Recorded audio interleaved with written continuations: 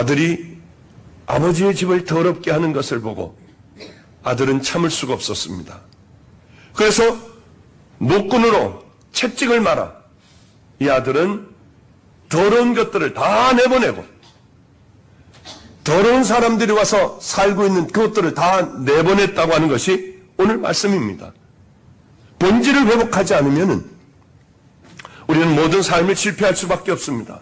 우리가 다시 성경으로 돌아가지 않는다면 우리들의 삶은 이 예배는 아무 쓸데가 없습니다. 하나님의 말씀으로 돌아가야만 귀한 믿음의 자녀들이 될 수가 있는 겁니다.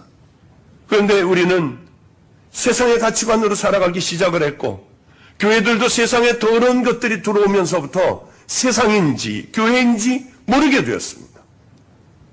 하나님 나라의 백성들은 어떻게 구별을 할 수가 있느냐 하면 세상 사람들과 구별이 됐느냐 안 됐느냐, 속 사람이 변했느냐 안 변했느냐에 따라 우리는 하나님의 자녀인가 아닌가를 그저 겉모습을 보고 판단할 수가 있을 겁니다. 아마 그 겉모습을 보고 우리는 그저 한 70-80% 정도는 하나님의 자녀인가 아닌가를 알 수가 있을 겁니다. 많은 교회에서는 이런 얘기를 해요. 큰 대형 교회에서 이런 얘기를 하는데 저는 깜짝 놀랐습니다. 교회 담을 헐어야 한대요. 세상과 교회와의 담을 헐어버려야 한다는 겁니다. 그래서 불교인들과도 천주교인들과도 천주교는 불교, 유교, 별의별 놈의 종교들과 함께 다 모여 부처의 이름으로도 아멘하고 우리 기독교식으로도 아멘하고 알라의 이름을 부르기도 하고요.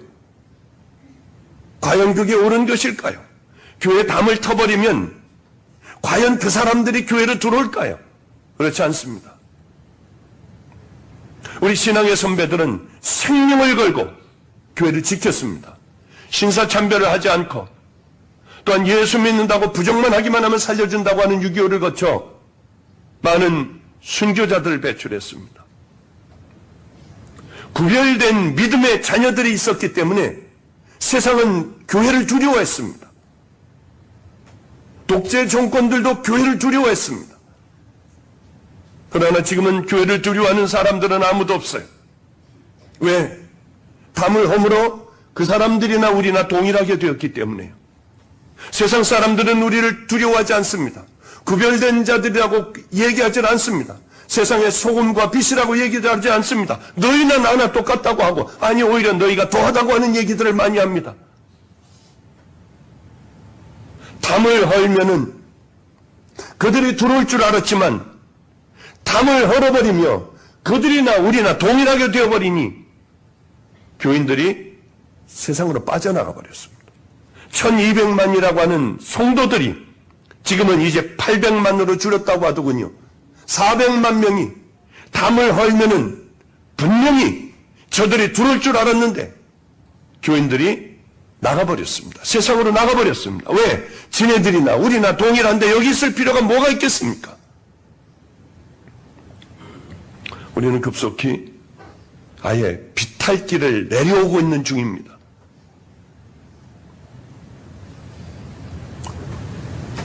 우리가 좁은 길을 가고 예수님의 말씀대로 그 은혜의 길을 걸어가면은 힘들고 고통스럽고 이건 무시무시한 길인 줄 압니까? 아닙니다.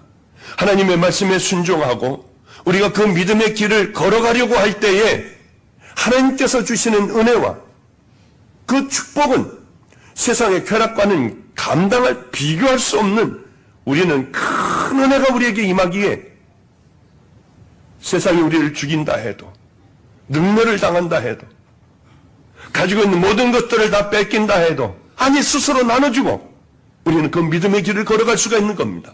왜 그러냐 하면 한 번도 경험해보지 못한 그 귀한 하나님의 은혜가 있기 때문에 그렇습니다. 우리가 진정으로 이 길을 걸어간다면 믿음의 자녀들이 반드시 걸어가야 될 그 길을 걸어간다면 하나님 우리에게 세상이 줄 수 없는 한 번 맛을 들리기만 하면은 절대로 놓칠 수 없는 죽음도 우리를 갈라놓을 수 없는 그 믿음의 길을 걸어갈 수가 있다고 하는 겁니다.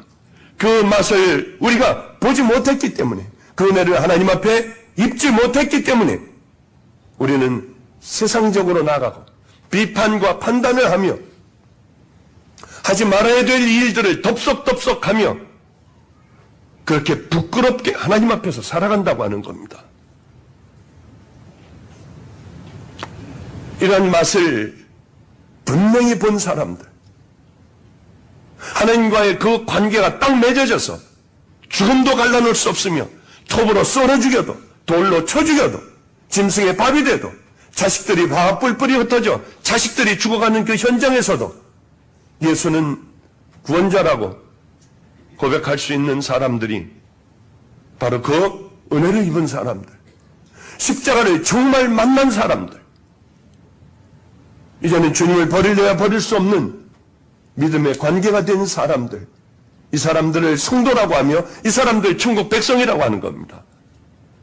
좋은 교회라고 하는 건 어떤 교회입니까? 이런 사람들이 많이 모인 곳. 세상 사람들이 들어와, 아니 겉모습만 기독교인인 이런 사람들이 들어와 하나님의 사람들로 거듭나는 그 교회는 참 좋은 교회입니다. 제가 이 교회 처음에 부임을 했을 때 도대체 어떻게 어디서부터 손대야 할지 참 걱정이 태산 같아 한숨을 쉬며 밤을 지새운 적이 참 많습니다. 이제는 우리 주님께서 여기까지 이끌어 주셨습니다. 그래도 해도 잘 안 되고 힘도 빠져 있고 하던 차에 한 성도님이 저를 찾아오셨습니다. 그 성도님은 제가 볼 때 그래 방주교에서 몇 번째 안 되는 행복한 가정이구나. 왜냐하면 남편은 학교 선생님이고 아내는 피아노 학원을 하며 아들 하나 딸 하나 공부 잘하는 아주 신실한 두 아이를 두고 그저 하나님밖에 모르는 성가대에 또 성가 지휘를 하며 이렇게 아름다운 가정을 이루고 살아가던 분이었습니다.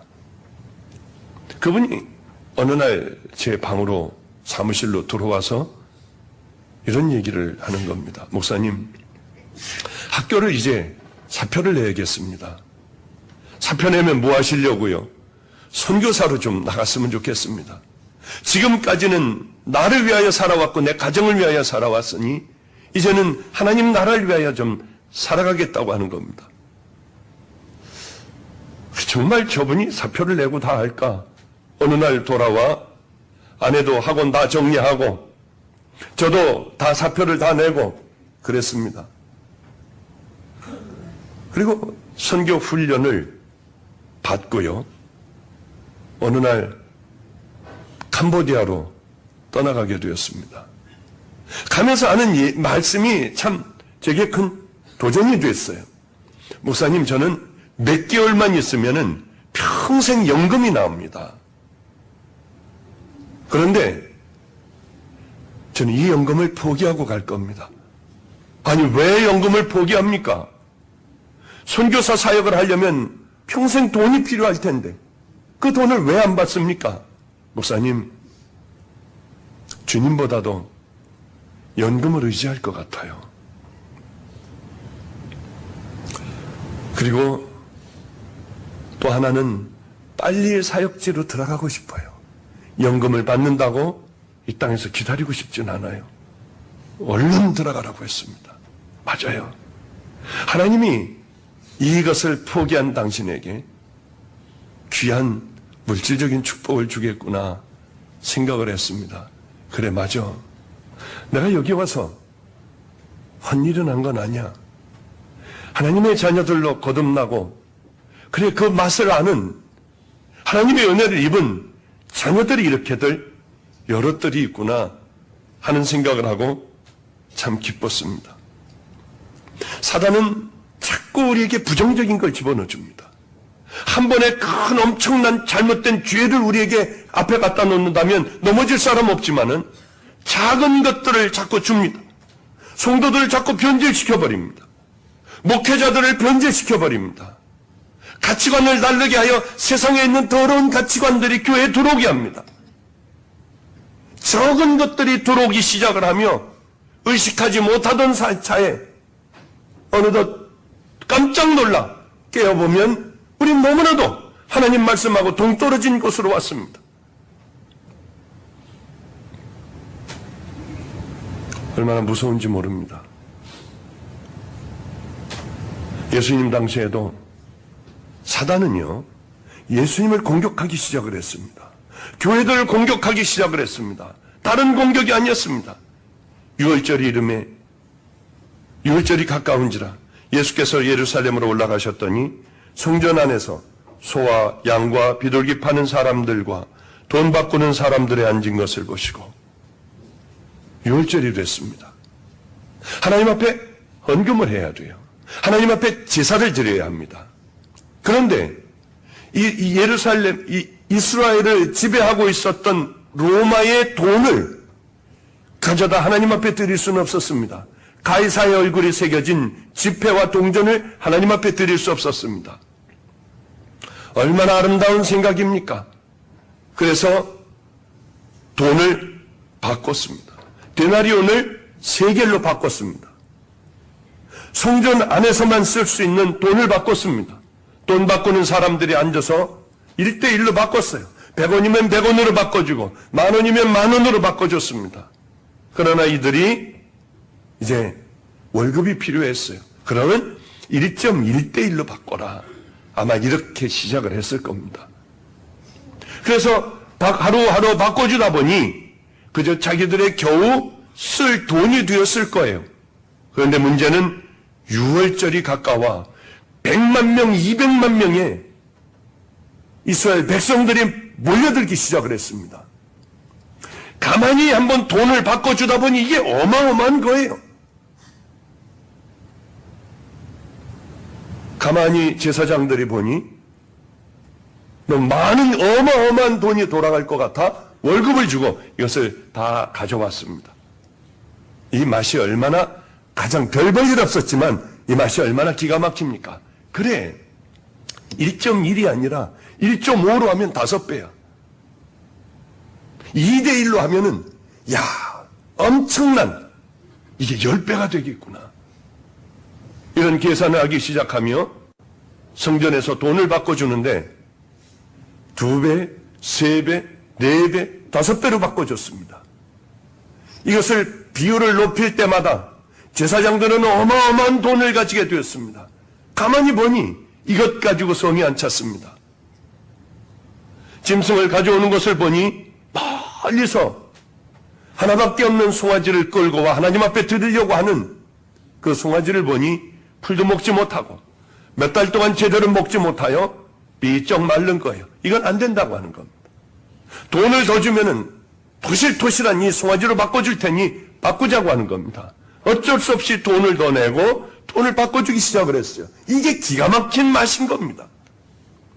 세겔로 바꿔주는 정도가 아니라 때로는 16배까지도 폭리를 취하며 어마어마한 돈을 가지게 되었습니다. 자, 행복할까요? 과연 많은 것을 소유하여 행복할까요? 제사장은 가난해야 돼요. 교회는 가난해야 돼요. 교회는 나눠주고 또 나눠줘서 더 이상 나눌 것이 없는 교회가 되어야 합니다. 이 땅의 목사들은 가난해야 돼요. 제사장이 부자였다고 목사가 부자가 될 수가 있습니까? 우린 예수님을 닮으면 됩니다. 교회에서 제일 별 볼 일 없는 사람들이, 제일 가난한 사람들이 목사가 되어야 해요.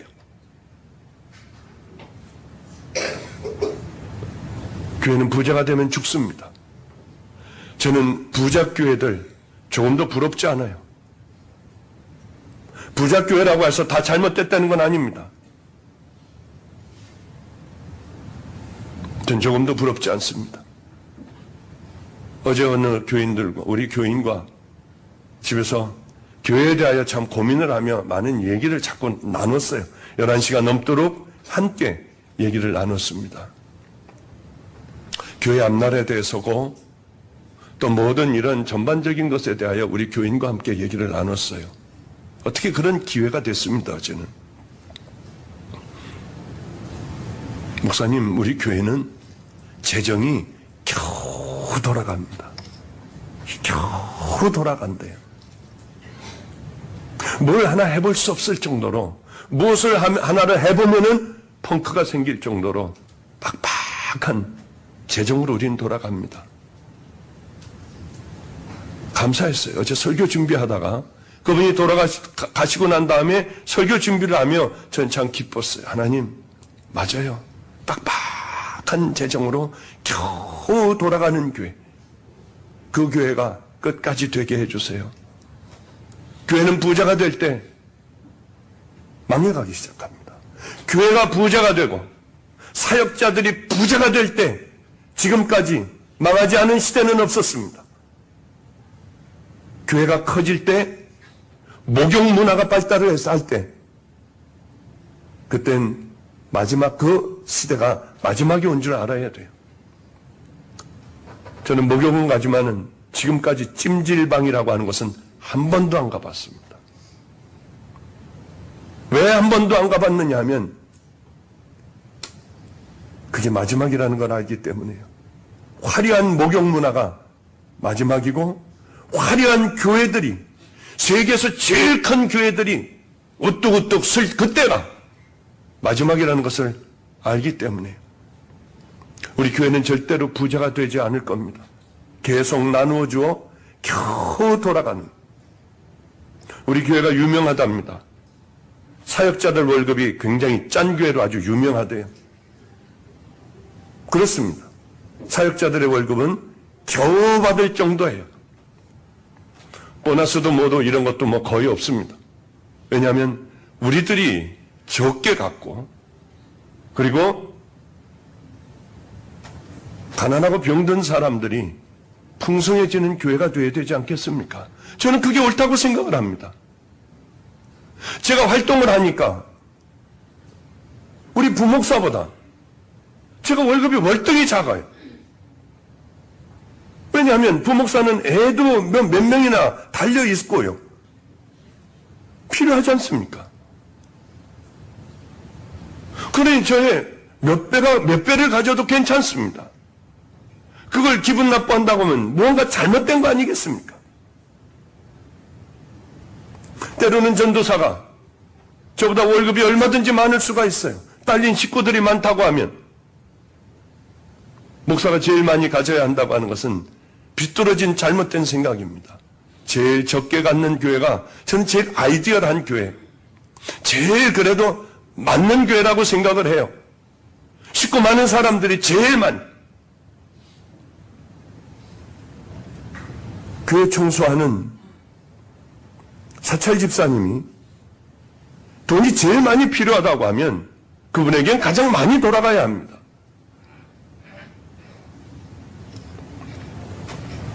우리는 이런 것들과 작은 것들과 싸우지 않는다면 사단은 영락없이 공격하여 우리를 변질시켜버립니다. 맞아.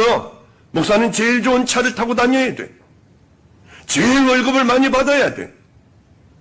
제일 좋은 옷을 입어야 해. 사단은 세상의 가치관으로 세상의 쇠장들, 사장들 이런 가치관을 자꾸 심어주며 세상과 동일하게 만듭니다.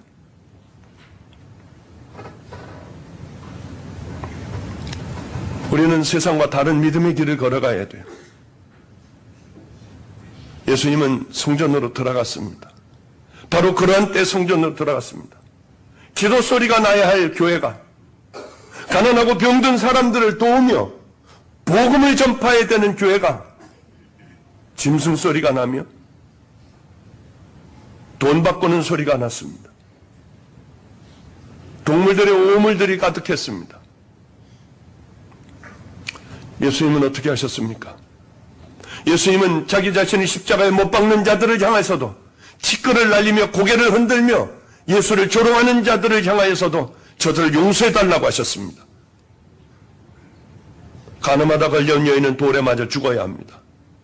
나도 너를 정죄하지 않으니 다시는 가서 그러지 마. 그러나 아버지의 집을 더럽히는 자들은 용서할 수가 없어 노끈을 채찍으로 급하니까 만들어 그들을 상을 업기 시작을 했고 그들을 향하여 등어리에 채찍을 내려치기 시작을 했습니다. 아버지의 집이 더럽혀지는 것만큼은 우리는 허락해서는 안 됩니다.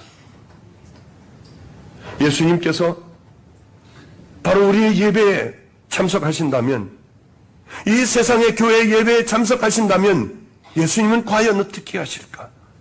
혹시 채찍을 말아 박 목사의 등어리를 먼저 치지 않으실까? 여러분 한번 스스로 생각해 보십시오.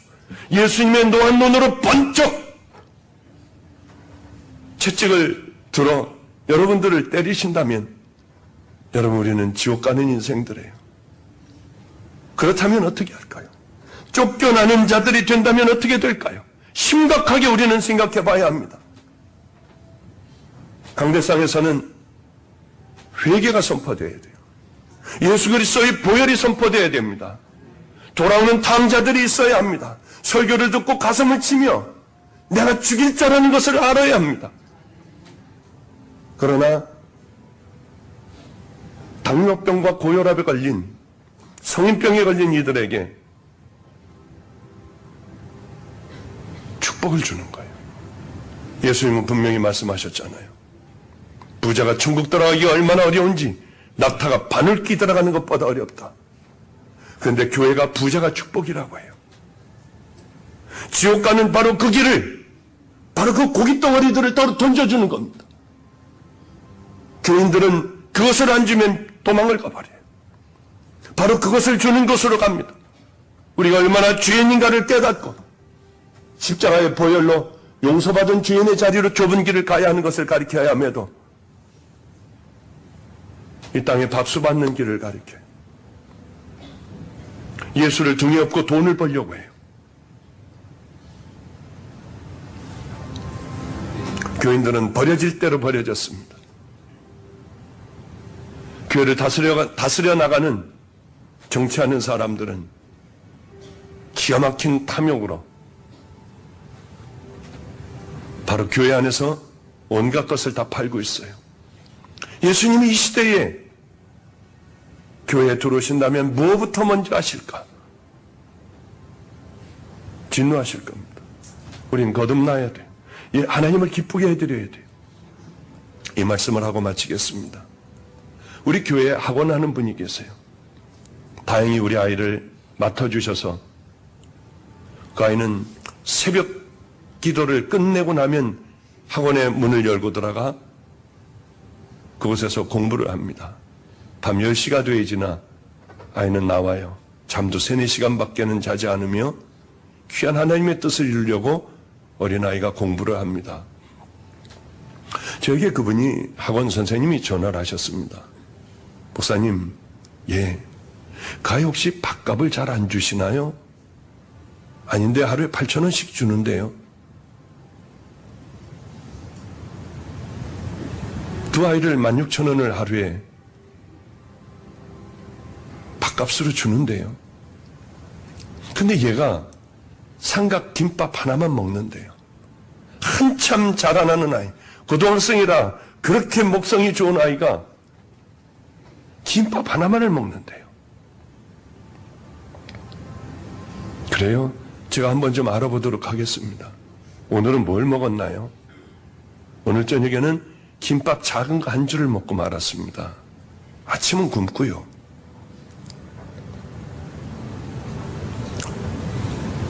그래서 좀 뒤로 알아보려고 이렇게 쭉 알아보는데 다시 전화가 왔습니다. 너 왜 삼각김밥을 먹니? 너 그럼 내가 목사님에게 일른다 했더니 얼른 일르지 말아 달라고요. 목사님이 하시면 속상해 하니까 일르지 마세요. 다 얘기할게요. 제가 늘 노숙하는 분들을 관심을 갖고 있으니까 학원을 어느 날 일찍 끝난 날에 동인천역으로 나갔대요. 근데 노숙하시는 분이 있는데 자기가 밥값을 가만히 꺼내보니까 그분하고 식사를 한번 할 수 있을 것 같더랍니다. 그래서 함께 저녁을 식사를 한 끼를 했대요. 그래. 그러고 났더니 마음이 그렇게 기쁘더랍니다. 그래. 일주일에 한 번씩, 2번씩 저 아저씨들하고 식사를 해야겠다. 내가 다음 주에 또 올게요.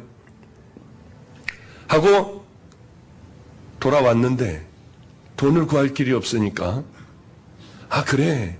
삼각김밥 하나를 먹으면 저 아저씨들과 또 다음 주 식사를 할 수가 있겠구나 하고 하루에 김밥 하나하고 또 한 끼는 그저 김밥 한 줄로 그렇게 때웠다고 하더래요. 목사님, 사실은 이러이러한 일이 있었습니다. 그냥 뒤에서 좀 알아주세요. 걔가 절대로 목사님에게 얘기해서는 절대로 안 된다고 했어요. 제 마음이 그 밤에 기도할 때 어떻겠습니까? 참 고마웠어요. 이 아이를 위하여 제일 많이 기도를 해주지 않겠어요? 이 아이를 위하여 기도할 때는 마음이 무너지는 마음으로 제가 기도를 하지 않겠습니까? 정말 간절한 마음으로 하나님 앞에 기도하지 않겠어요? 그 아이를 불렀어요. 모르는 척했습니다. 그냥. 너 왜 요즘 그렇게 말랐냐? 아예 뭐 좀 잘 먹어요, 목사님. 그래서 5만 원을 가만히 손에다가 줘줬어요. 이게 뭐냐요? 전 돈 같은 거 하나도 필요 없어요, 목사님. 아니야. 그냥 너 필요할 때 써라. 내가 주고 싶어서 그래. 그리고 2주 내지 3주에 한 번씩 내가 5만 원씩 줄게. 이 아이에겐 상상할 수 없는 많은 돈이에요. 다른 아이들에게는 그렇게 하지 않아요. 저는 늘 공평하려고 아주 애를 쓰기 때문에, 그러나 그 공평한 마음도 다 무너져 버렸어요. 그 얘기 가운데는. 저를 이렇게 기쁘게 한 그 아이, 제 진심으로 도와주고 싶고 무엇이든지 가장 먼저 그 아이가 생각이 났습니다. 그 아이는 저에게 처음에 저를 봤을 때 참 제가 많이 혼내준 아이예요. 이래서는 어떻게 하니, 저래서는 어떻게 하니. 그러나 이제는 제 기쁨을 주는 아이가 되었습니다. 이런 생각을 밤에 그 아이를 위해 기도하다가 했습니다. 그래, 나도 하나님 앞에 이런 기쁨을 드리는 삶을 살아야 하는데, 내가 주님 앞에 이 기쁨만 드린다면은 주님 얼마나 좋아하실까. 우리들은 지금 예수님께서 채찍을 말아, 노건을 말아 채찍을 만들어 쳐낸 것이 그 당시에는 그 성전이었지만, 예수님이 십자가에 돌아가시고 난 후에 우리들이 십자가를 정말 만난다고 하면 우리들은 성전이 되는 겁니다. 이 교회가, 이건 예배당입니다. 우리가 성전이라고 하셨습니다. 우리들 마음에는 무엇이 있을까? 생각을 해보면 소와 양과 그 오물들과 장사치들이 우리 마음속엔 다 있어요. 박 목사의 마음에도 가득가득 차 있어요. 그래서 기도할 때마다 늘 회개밖에는 안 해요. 한숨밖에는 나오질 않아요. 그러나 우리가 절망하고 실망하지 않을 것은 우리에게는 십자가가 있다고 하는 거죠. 십자가를 붙들기만 하면 우리를 정결하게 씻어주시고, 다시 넘어졌어도 십자가에 못 박힌 그 손을 내미실 때 그 손을 붙잡기만 하면 주와 어쩔 줄 모르며 환하게 웃으시며 다시 우리를 일으켜 주시는 그 주님 믿고 우리는 여기까지 오지 않았습니까? 예수님이 성전을 청소하셨듯이 우리 마음을 청소하여 주시옵소서. 비록 넘어져도 다시 일어나 우리를 다시 씻어 주시옵소서.